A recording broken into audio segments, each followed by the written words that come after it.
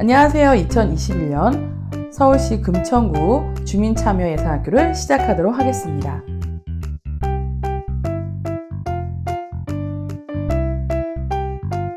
저는 나라살림연구소 수석연구위원 우지영입니다.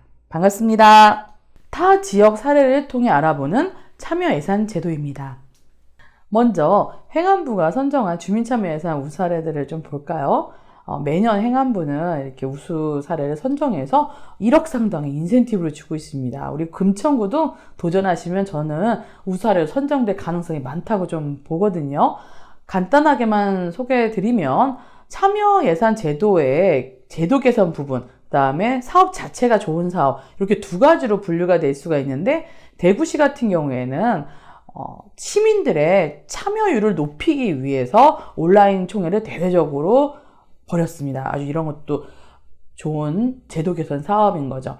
그리고 서산시 같은 경우에도 다양한 분야의 대상자 교육을 통해서 새로운 주민참여 예산을 발굴하고 있습니다. 그 다음에 대구 달성군 같은 경우 안심, 꽃길 조성 등 주민과 함께하는 마을 가꾸기 사업.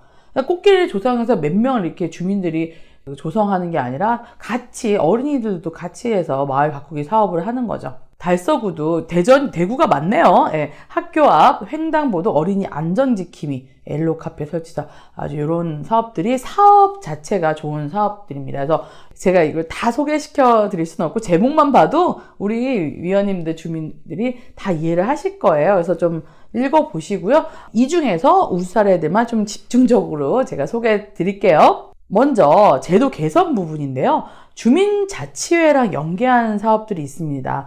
이제 경기 수원시 같은 경우에는 동단위가 이제 지역회의 기구죠. 예, 자치계획형을 주민자치회랑 연계를 한 겁니다.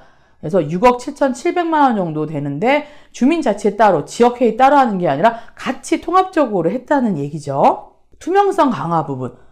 제가 앞서서 주민참여예산에서 가장 중요한 건 투명성과 다양성이라고 강조를 했는데요. 투명성을 보장하는 주민참여예산제를 서산시가 추진을 했습니다. 그래서 주민참여예산 현장, 그냥 편성 과정에서의 주민참여예산 사업 제안만 하는 게 아니라 어떻게 시행되고 있는지 모니터링, 또 사업 평가까지 하는 어떤 제도 개선을 했고요. 또 이런 내용들을 다 투명하게 공개를 하는 겁니다. 그래서 이런 부분들 참고해 주시고, 예산의 당사자 참여, 성북구 사례인데요. 사업명은 새로운 언택트 시대 청소년의 꿈이 현실이 되는 아동 청소년 참여 예산제입니다. 그래서 다양한 참여자들, 그러니까 주민들, 성인들만 참여하는 게 아니라 청년, 청소년, 아동들까지 다양하게 참여할 수 있게 개방한 거죠. 그래서 아주 청소년들 참여 예산 그 사업 내용들 보면 아주 기발하고 좋습니다. 정말 지역 발전도 생각을 하고 있고, 또 청소년들이 무엇을 원하는지를 아주 정확하게 표현을 하더라고요. 그다음에 홍보를 강화할 필요가 있습니다. 고양시 같은 경우에는 이 주민참여 예산을 청년 SNS 서포터즈 홍보단을 통해서 홍보를 하는데, 우리 몇 명만 알면 이 주민참여 예산 제도가 그들만의 리그로 또 전락할 수도 있잖아요. 그래서 누구나 다 알 수 있게 홍보를 또 강화하는, 또 알아야지 참여할 수 있는 거잖아요. 그래서 홍보도 아주 중요합니다. 다음 이제 사업별로 좀 알아볼까요? 주민 참여 부분에서 우리 청소년들이 참여하는 부분들이 아주 중요한데요. 청소년이 스스로 운영하는 카페몰, 우리 금천구도 이제 청소년들이 운영하는 카페 도입을 했는데, 전북 완주군 사무 중학교 학생이 제안한 사례인데요. 청소년들이 여기서 공부도 하고 뭐 같이 먹기도 하고 소통하는 공간입니다. 그다음에 어린이 안전지킴이 엘로카펫인데요.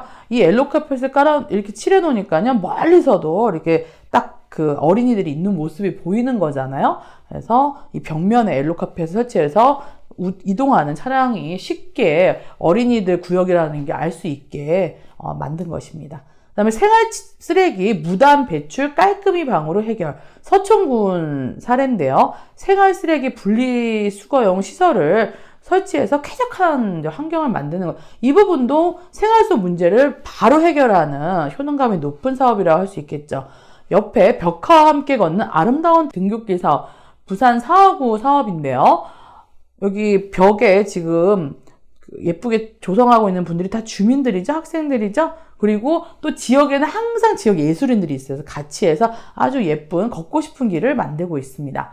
그다음에 주민과 함께하는 마을 가꾸기. 여기는 아이들이 또 주도적으로 참여를 했습니다. 그래서 마을 회의를 통해서 사업을 구상을 하고 어떻게 그림을 그릴 것인지, 그리고 어린이들까지 직접 참여해서 그리는데 너무나 이쁩니다. 그리고 찾아가는 맞춤형 예산학교, 인천 부평구 사례인데요. 시청으로 오세요, 어디로 오세요 해서 예산학교를 하는 게 아니라 우리 주민들이 있는 곳으로 가서 예산학교를 실시하는 거죠. 다음은 중증 장애인을 위한 도락 사업입니다. 사업비는 2억 2,500만 원, 23가구 정도 혜택을 받네요. 우리 중증 장애인들이 사진과 같이 이렇게 열쇠로 여는 문고리는 상당히 이제 사용하기가 힘든데 자동으로 열리는 디지털 리모컨 도어락으로 바꾼 사업이거든요. 그래서 아주 장애인들에게 편의를 도모한 사업입니다. 다음은 치매 어르신 가족 돌봄 두드림 사업인데요.